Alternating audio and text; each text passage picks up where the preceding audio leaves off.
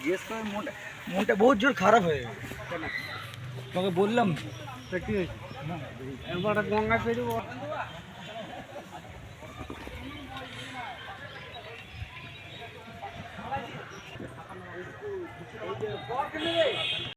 একটা ঝিল রে খালি পা আছে দেখতো আমি দাদা আমি বুঝা না ওখানে